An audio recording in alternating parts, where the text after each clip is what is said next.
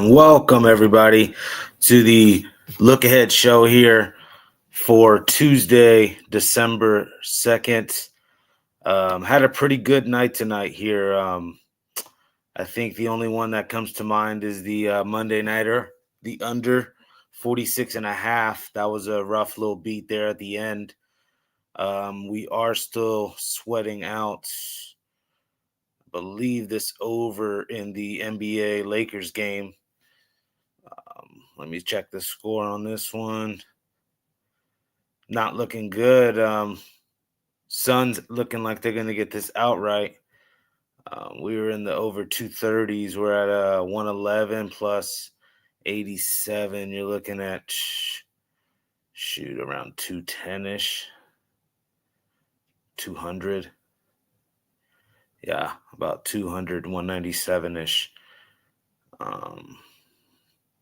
So not looking good on the over there. But it'll be a 4-2 night if that one doesn't come through. 8 minutes left in the fourth quarter. But we had the over there in the Bucks Wizards. Actually, not on the site, that one. We had the Hawks here plus the 9.5 on the site. Like that one a lot. That came through even on the back-to-back. And what else do we have on the site? It was the Bulls as well, plus 9 against the Magic. They covered that one as well.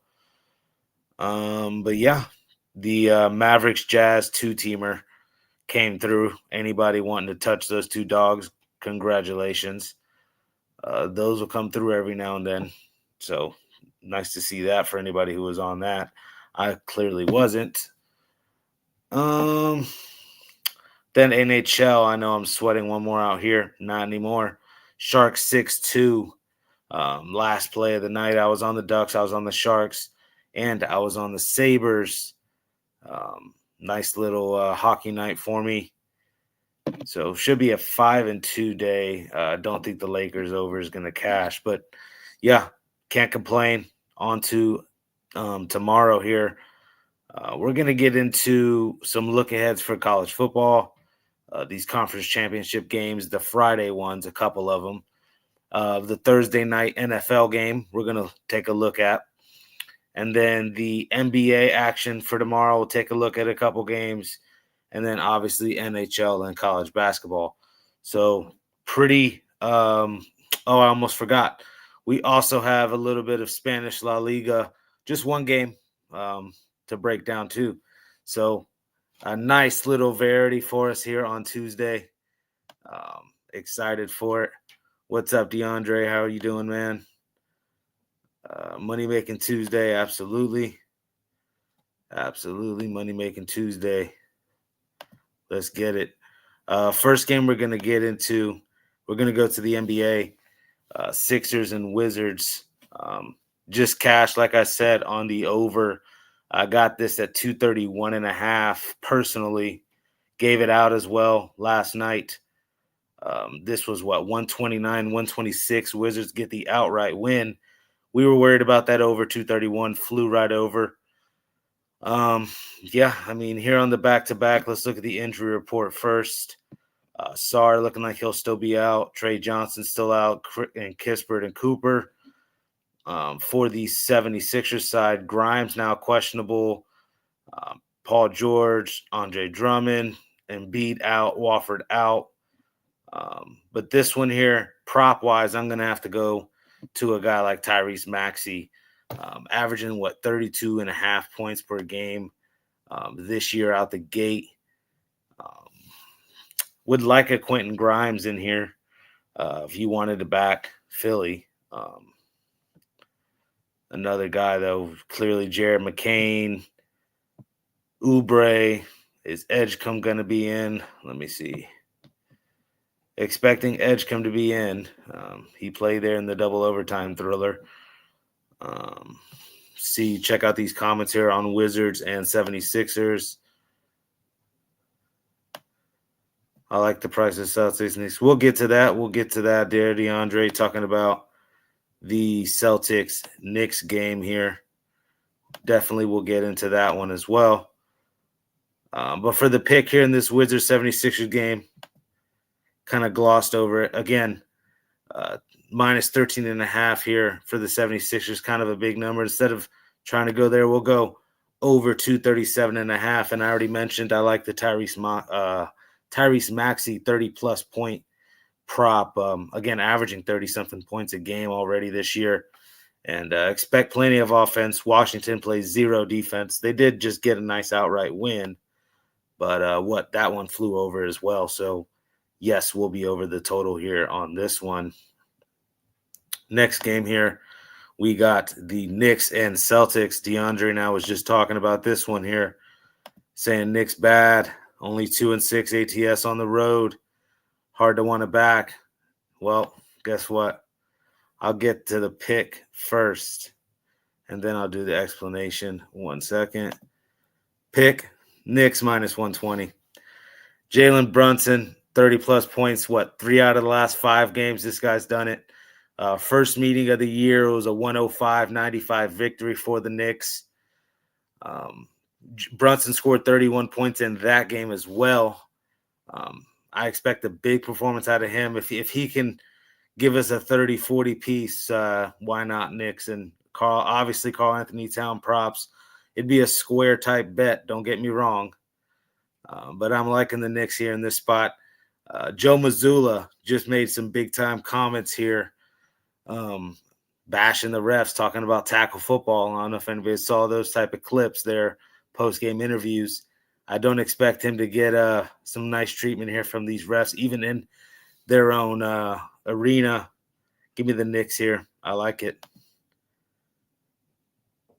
Perfect revenge spot for the Celtics. Exactly. I mentioned the, first game of the season there that these teams played, 105-95, a defensive game. We've seen the Celtics beat the Pistons at home. Yep. Oh, yeah. I was on the Celtics there in the NBA Cup. Again, tricky game.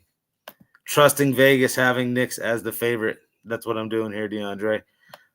Sounds like he's on Boston, so we might be going head-to-head. Shout out to anybody who trusted me there with the Cal Baptists. They cover the plus 13, plus 12 there against Colorado in college basketball tonight. Can't always just look at the star-studded rosters.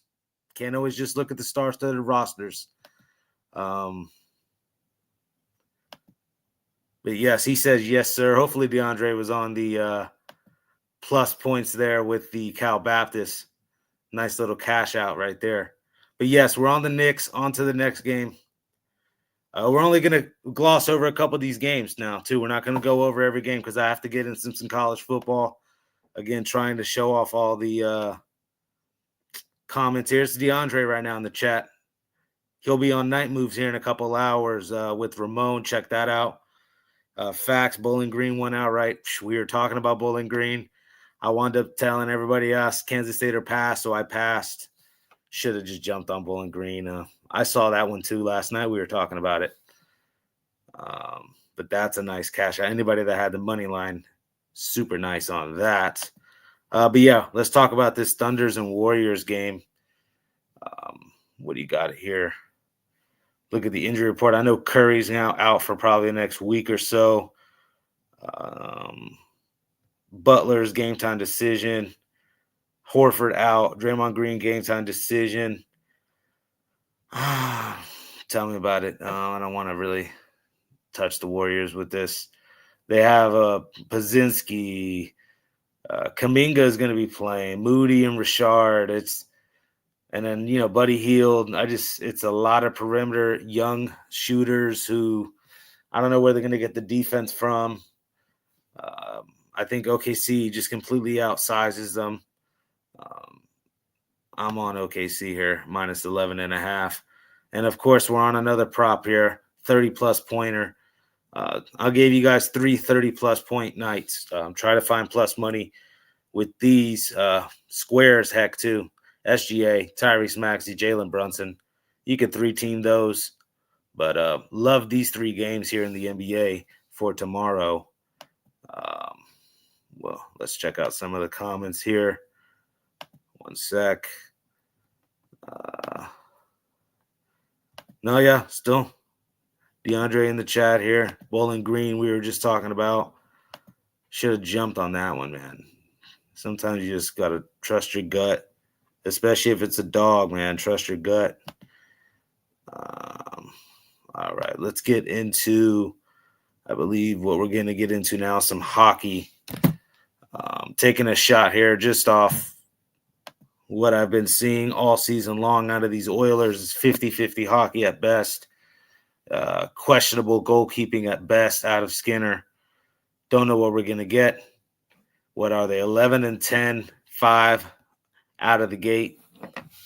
Yeah, we're going to take some plus money here with the Wild, plus 135 here. I like the Kirill Kaprizov anytime goal, a Boldy goal. There's plenty of goals I can see out of this Wild squad. Total maybe over, but nah, we'll just stick with the plus money here with the Minnesota Wild. Just a couple of hockey games I like. Just a couple of hockey games.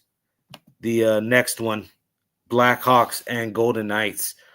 Real big funky spread in this one, or at least money lines.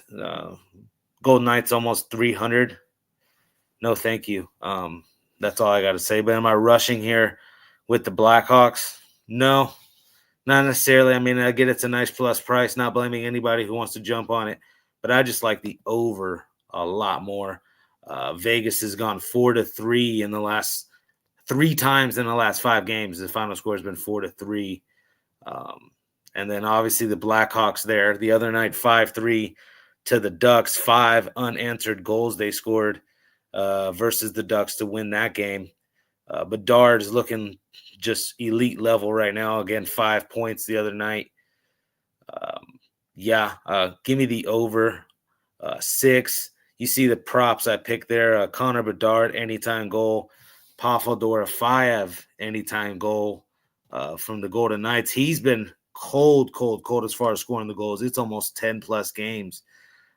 He hasn't scored a goal, and he came out the gate almost leading the NHL in goals. I don't know. It's about his time. He's due, and if these Golden Knights want to make any bit of a run, he's going to have to do something for sure. But I like the over 6 in that Blackhawks Golden Knights game. All right, let's move over to some college basketball here. Iowa, Michigan State, total 135.5. Michigan State here laying the 5.5 points. You guys should know where I'm going as far as prop wise. I've been already talking up this guy a lot. Jeremy Fears Jr., 10-plus assists. I love that prop here. The point guard out of Michigan State. Brothers in the NBA here, Jeremiah Fears. The double-doubles live as well. This kid averages double-digit points as well. But 9.5 assists he's averaging this year. I also like Michigan State. I'll just be real here. Minus 5.5. I just think Iowa, you look at who they've played compared to what Michigan State's played, already a little bit more battle-tested. Izzo's already has a little bit more talent, I think, surrounding Fears as well. Give me Michigan State here, minus the 5.5. On to the next game. Might be rocking the Florida hat. Not on Florida in this one. Duke pretty much undefeated against the spread. Obviously undefeated 8-0, but 7-1 ATS. That one loss was a 10-point win on a 9-point spread, a 9-point win on a 10-point spread. So missed it by 1 point. I just think the bigs here for Duke and in Ngungba, obviously the freshman standout Boozer, I think they match up perfectly fine. Condon is questionable for the Gators. This new backcourt, I don't know if they mesh well just quite yet. It's still early in conference play. Not even non-conference. It's non-conference play. Still early in the season. Xavier Lee, Boogie Flan I'm talking about. You look at the team shooting percentage from 3, not looking good for Florida Gators. The free throws, same. Duke, just everything's outnumbered. And I like the guys off the bench, 6'6", 6'5", all around. I'm really high on this Duke squad. At the end of the day, I think they're Final Four bound all over again. And if you see the prop there that I like, Patrick Ngungba, over 1.5 blocks, if you can find that, try to find some plus money with his blocks. I think he's going to disrupt these Florida bigs. and make it very hard for these guys. Again, Xavier Lee and such. He's going to have that floater working because he's not going to be able to get straight to the rack with a guy like Ngongba down there, 6'11", 260. Yeah, he's a shot blocker. I like Duke a lot in this matchup. Next game, we got UConn and Kansas. Another big-time top 25 showdown here. Bill's Self squad, not really in love with. I like UConn a little bit, again, more battle-tested. The Arizona game they played, there was some other ones. Off the top of my head. Let me just pull them up. You get to doing all these games, they all get to thinking and sounding the same here. It was the BYU outright win. Yes, they went toe-to-toe with Arizona and then, beat Illinois. 3 impressive wins, I think, out the gate, and not impressed with what Kansas did against that North Carolina. I remember that one, and then obviously didn't cover against Duke. I don't know. I thought Kansas actually, I know that's, or the Syracuse-Kansas game, the score looks a little bit, more lopsided than that game was. The turning point was there, that 3-point play, really the 4-point play, made the 3, or, got fouled, shooting a 3 and got 3 free throws there in that Kansas-Syracuse game. That was like 3 minutes left in that game, turned the momentum of that game. Syracuse was all in that game. Can't make any free throws, too. Syracuse is, can't make a single free throw. It turns into Hack-a-Shack there with one of the bigs there. I forgot the kid's name from Syracuse, but look out there. But Syracuse, I know I'm getting on a Syracuse rant. That was Kansas's big-time win, and I'm not high on Syracuse. I'm all over UConn here. Solo ball, Caravan props. Another kid I like on his props as well is this kid, Tarris Reed. 10-plus rebounds with him. He's already back. He's played about 4 games. 15 points a game he's done as well, this 6'10", 6'11" kid. He's going to bang around, get some boards as well. He's averaging almost double-digit rebounds. I think he will here. I think he has a nice matchup versus like a Bryson Tiller from Kansas. Give me UConn here and give me that prop I like a lot. Tarris Reed, 10-plus rebounds. All right, we're going to get a little something different here, a little different flavor. I'll give you guys some Spanish La Liga. We got Atletico Madrid taking on Barcelona here. And if you look at the historical last 5 matches, Barcelona's dominated, hasn't lost in 4 out of the 5, and 3 of them outright wins. They welcome back Pedri and De Jong back in the middle field. I like the Robert Lewandowski prop as well, an anytime goal out of him leading the Barcelona squad here in goals. Give me Barcelona here, minus 125 to get this one done. A little bit of Spanish La Liga action for anybody out there interested. And now we're going to get into some college football here on Friday. Some of these conference championship games. We have the North Texas Mean Green here taking on the Tulane Green Wave. This one here, a lot of what's the American Athletic Championship here.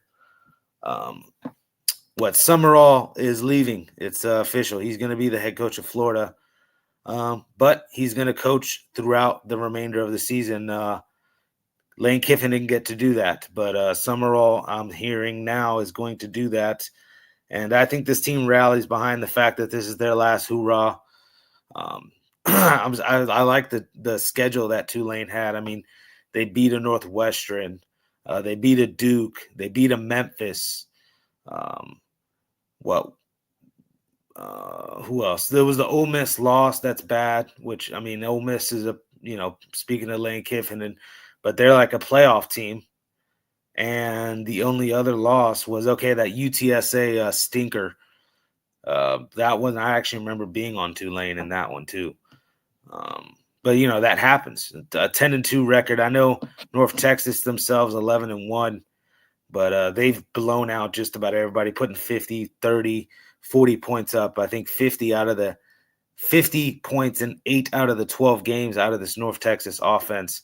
The one game that comes to mind was the game that I was on South Florida there, and this is how I think this game's going to go. Maybe not as high scoring, but I see Tulane's defense causing turnovers and causing havoc.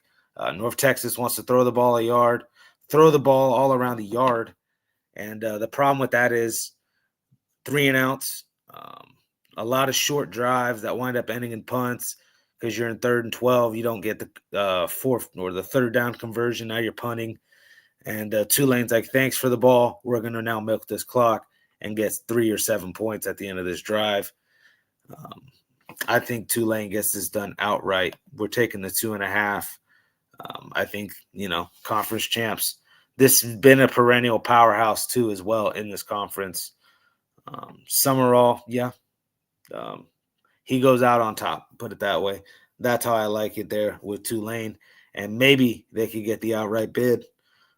Looks like they should if they win there. We'll see come playoff selection time.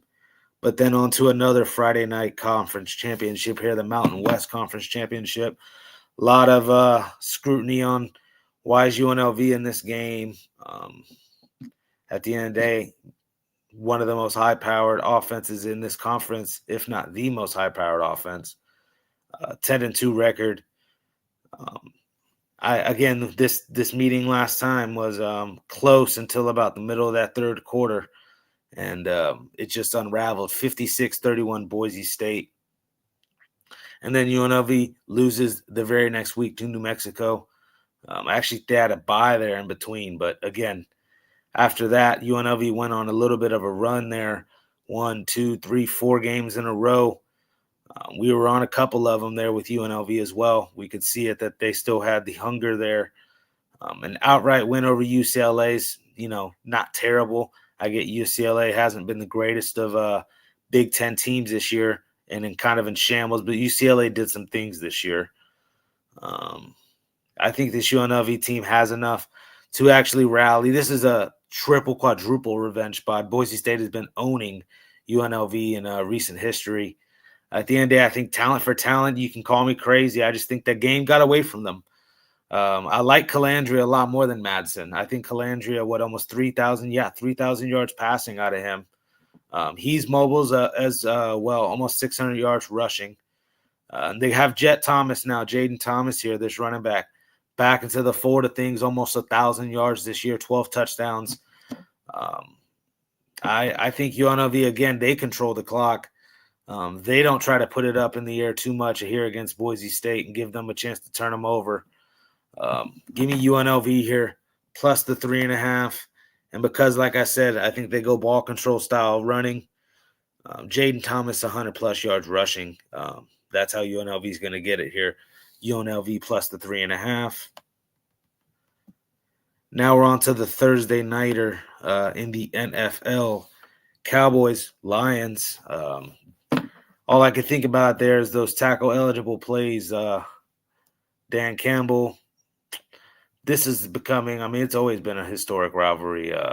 Cowboys-Lions normally played on Thanksgiving for many years, this one. I'm going to go to the better team, I think, the Lions. I think they control this game. The defense hasn't played great at times, but at times also they've been next man up and, shown up. And the last couple of weeks there against the Giants didn't play well. Obviously against the Packers, they on Thanksgiving didn't play well. But then they show up there against the Eagles. Or, they show up there against those Buccaneers. I don't know. I definitely think the Lions are live in this spot to win this game. -3. I don't mind laying it. The total, can't get behind anybody. I'm not going to get mad at anybody wanting to go over. Because, like I said, the Lions at times have had good defense, but at times, they 30 to give up 27 like that to the Giants or 31 to the Packers. And they give up 27 to the Packers as well the first game of the year. I don't know. What is it? It's Lions, though, -3. Is that what I'm on? I just can't get there with the Cowboys. I think they're fool's gold, plain and simple. The props I like, I'll be a hater. Under 75 yards receiving for CeeDee Lamb.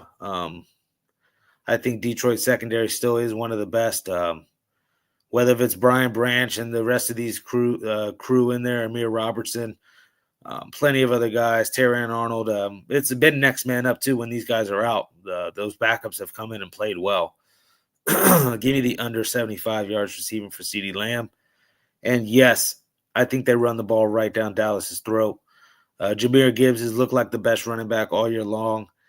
Also able to catch it out of the backfield. I like McCaffrey props, but also like Jahmyr Gibbs props. 100 plus rushing and receiving yards. That's the total yards prop there. If you have that, if your book offers that, try to find the 100. It might be like a 125, but yeah, I think Jahmyr Gibbs is going over that. Maybe like an 80-yard rushing, 40-yard, 50-yard receiving type day out of him. Big day out of Jahmyr Gibbs. Maybe start getting rid of this David Montgomery. Anybody that knows me knows I've bashed him plenty enough.